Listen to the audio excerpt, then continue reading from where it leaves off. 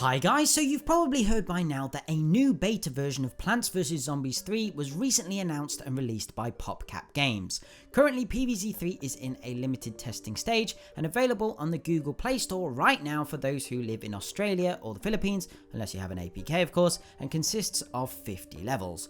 After almost 1 year of complete radio silence from the devs, the game has bounced back, and with it comes a number of significant changes.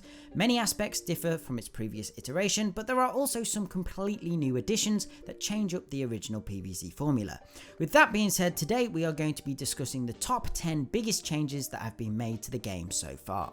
Number 1, Sunflower is back, and looking cuter than ever before. That's right, one of the most controversial topics of the previous version of Plants vs Zombies 3 was the removal of plantable sunflowers, which were replaced with an automatic sunbar that just generated the resource over time. But you'll be happy to know this change has now been reverted. Number 2, now arguably this probably should have been the first change on my list, but Sunflower is far too adorable, so like it or not, she had to go first. Anyway, probably the most biggest and notable thing that has changed is the art style. Again, something that I think a large majority of the fan base weren't too happy with previously.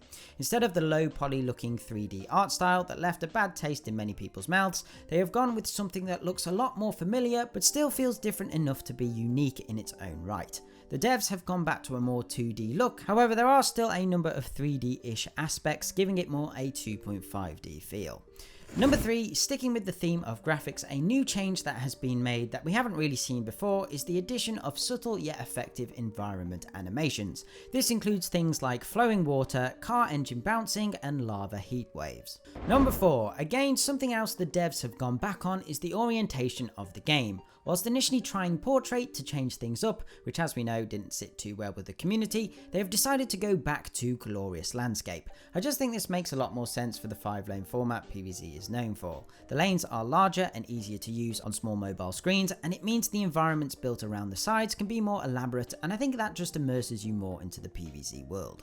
Number 5 is lane variety. This is something particularly notable in the Lost Keys Lake levels, where the devs have started to be a bit more creative with the structure of lanes. So instead of how in like PvZ 1, where in the pool missions the water lanes always stayed in the same place, the water will now affect different lanes as you progress through the levels, just adding some more variety. I'm interested to see how they develop this or take it further in the full game. So up until now we've discussed a lot of the visual changes, but now let's turn our focus onto a number of gameplay changes. Number 6 is the removal of the ability to select your plants at the start of a level. The current version of the game has a preset collection of seed packets that you don't have control over, unlike in other previous games. Out of all the changes, this is the one that I know a number of fans have questioned and are quite concerned about. In my mind, I think this perhaps is just something they've intentionally left out of this test version to perhaps get an idea of balancing in certain situations. Also, when you refer back to the article PopCap published last week, they stated they're going back to their roots when it comes to the game, so I'd find it strange for them to remove something that is core to both other games. The flip side to this, however, is that PopCap stated that this first beta is set out to focus on gameplay, so surely if they wanted to test the gameplay, they would have had to make sure all systems were included to get a real feeling of what it was going to be like, so yeah, I'm not too sure about this one at the moment. Number 7 is the Smart Lawnmower. Again, another slight change to the PvZ formula is the new approach to lawnmowers. So instead of having 5 mowers, one for each lane, you now have a single smart mower that will eliminate the first lane of zombies that reaches your house. But after that, you're on your own. So yeah, a small change that sort of tones down your get out of jail free card. You can no longer get to the final wave and be like, yep, I've done it now. I've got 5 lawnmowers, so I can't lose.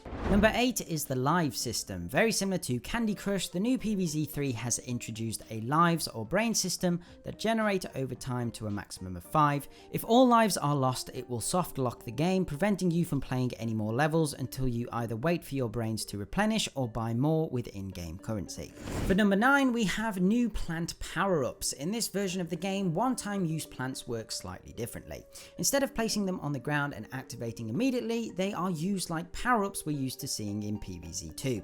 This also means power-ups have a limited number of uses which can be earned or replenished through sunflower rewards, and possibly in the full game be available to purchase as MTX. At the moment, the current power-ups include Cherry Bomb, Jalapeno and Chili Pepper, but there are also timed power-ups which for now only include Grapes of Wrath. These have an activation bar that fills up over time. When it reaches the top, the ability will activate automatically, so sometimes they can go to waste, but in most instances it comes to your rescue just at the right time. Not only do you have these, but level start bonuses have returned, including the Rake, which eliminates the first zombie in a level, or another one that grants you additional starting sun. Both of these can be activated prior to jumping into a level. Finally, number 10 is brown coat variety. To add a bit more diversity to the brown coats, you can now expect to see some with long hair, and potentially as we go on some other variations as well. Anyway guys, there you go, the top 10 biggest changes in the new Plants vs Zombies 3 beta. As usual, let me know your thoughts on this in the comments below, but other than that, don't forget to hit those like and subscribe buttons, turn on notifications, and if you want to support the channel further, check out my Patreon page by clicking on screen now or through the link in the description. Okay, thanks guys, bye.